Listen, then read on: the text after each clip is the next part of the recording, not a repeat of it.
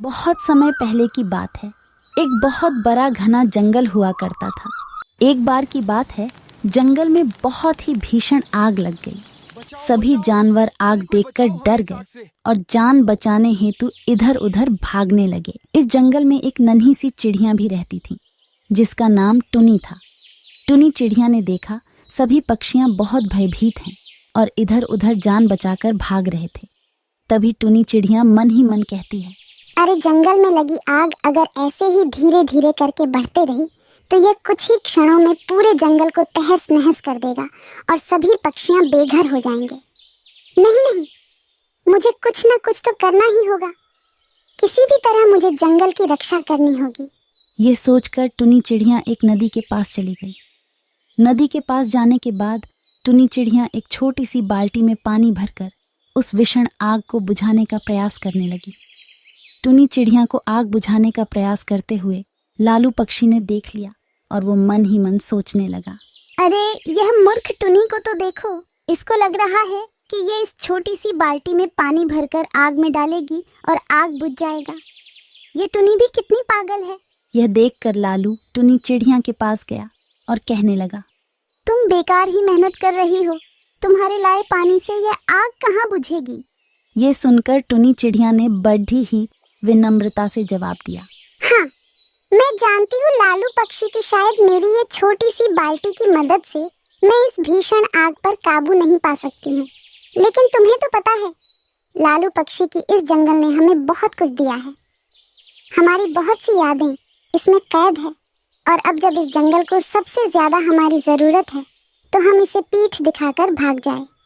नहीं लालू पक्षी, मुझसे जितना हो सकेगा मैं उतना प्रयास करूंगी और इस भीषण आग पर काबू पाने की पूरी कोशिश करूंगी। आगे ईश्वर ही जाने, मुझे बस अपना प्रयास करते रहना है, चाहे आग कितनी भी भयंकर हो। यह सुनकर लालू पक्षी बहुत ही ज्यादा प्रभावित हुआ और कहने लगा, हाँ टुनी, तुम सही कह रही हो। इस जंगल ने तो हमें सचमुच में बहुत कुछ दिया है। रहने को घर दिए, खाने को फल दिए, और आज जब इस जंगल पर आपदा है तो मैं इसे छोड़कर जाने की बात कर रहा हूँ। मैं भी कितना स्वार्थी हूँ। नहीं टुनी चिड़िया, अब तुमने मेरी आंखें खोल दी है।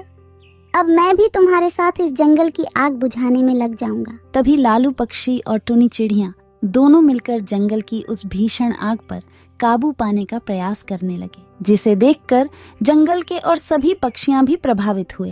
अरे भाई, मैंने सुना है कि ये लालू पक्षी और टुनी चिड़िया दोनों मिलकर जंगल की आग बुझाने के प्रयास में लगे हैं। हाँ भाई, तुम सही कह रहे हो। मैंने भी उन दोनों को नदी के पास से पानी ले जाते हुए देखा है। अगर ऐसा ही है तो भला हम क्यों कायरों की तरह जंगल छोड़कर भागे। हमें भी इस जंगल ने बहुत कुछ दिया है और इसकी सुरक्षा का दायित्व हमारा है। और वैसे भी क्या पता, अगर हम दूसरे जंगल जाएं तो वहाँ हमें रहने की व्यवस्था मिले या ना मिले। चलो भाई, हमें टुनी और लालू की मदद करनी चाहिए। हाँ, चलो भाई, चलते हैं। चलकर देखते हैं कि हम उनकी किस प्रकार से सहायता कर सकते हैं। और वैसे भी अगर हम सब पक्षियां मिलकर जंगल की आग बुझाने के प्रयास में लग जाए तो शायद जंगल की आग और जल्दी बुझ जाए। तभी जंगल के सभी पक्षी टुनी चिड़िया के पास पहुंचते हैं और उसे कहते हैं, टुनी बहन, हम भी आपके साथ जंगल की आग बुझाने के प्रयास में जुड़ना चाहते हैं। आखिरकार हमें भी इस जंगल ने बहुत कुछ दिया है। बताइए टुनी जी, हम आपकी किस प्रकार से सहायता कर सकते हैं जिससे कि ये आग और जल्दी बुझ सके और हम फिर से एक बार अपने इस प्यारे से जंगल में हंसी खुशी रह सके। तभी टुनी चिड़िया बहुत खुश होती है और कहती है, आप सभी ने इस जंगल को छोड़कर जाने के बजाय यहीं रहकर इस जंगल पर आई आपदा से निपटने का संकल्प किया है। यह सुनकर मैं बहुत खुश हुई। अगर हम सब मिलकर ऐसे ही जंगल पर लगी इस भीषण आग पर काबू पाने का प्रयास करेंगे तो मुझे विश्वास है कि हम जरूर सफल होंगे और यह जंगल एक बार फिर हरियाली से भर जाएगा और हम फिर से एक बार अपने घर में सुकून से रह सकेंगे। चलो, हम सब इस नदी से पानी ले जाकर जंगल में लगी उस भीषण आग पर डालें। और अगर हम सब मिलकर उस भीषण आग पर पानी डालेंगे तो बहुत जल्दी ही वह आग बुझ जाएगी। तभी जंगल के सारे पक्षियां आग बुझाने के प्रयास में लग गए। वह नदी से बाल्टी की मदद से पानी भरते और उन्हें सर पर रखकर ले जाते आग में डालने के लिए।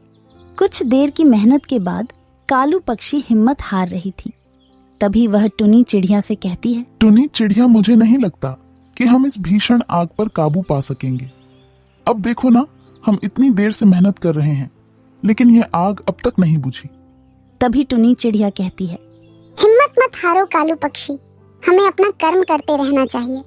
भगवान कृष्ण भी कहते हैं कि अगर हम अपना कर्म पूरी निष्ठा के साथ करेंगे तो हमें फल अवश्य मिलेगा। हमें बस अपना कर्म पर ध्यान देना चाहिए और बाकी सब उस ईश्वर पर छोड़ देना चाहिए। वह सबका भला ही करते हैं। यह सुनकर लालू पक्षी के अंदर भी हिम्मत आ गई और वह फिर से अपने काम में जुड़ गई और एक बार फिर से वे सारे पक्षियां पूरी निष्ठा के साथ अपना कर्म करने लगे।